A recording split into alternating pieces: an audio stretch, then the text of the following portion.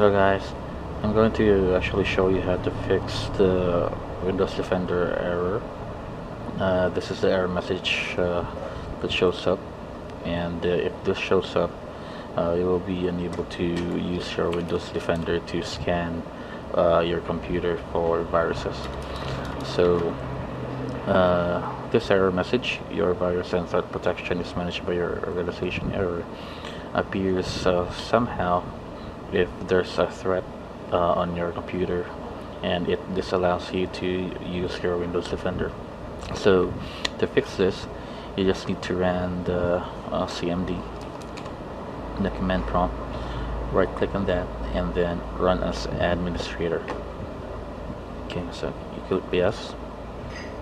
Alright, so once you have that, make sure that your cursor points here, and then copy paste this code. Alright, so once you copy paste that, you enter and then press Y for yes. Oops.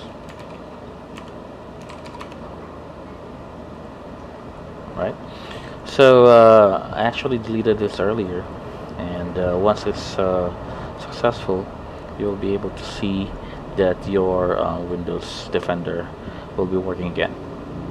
Thank you.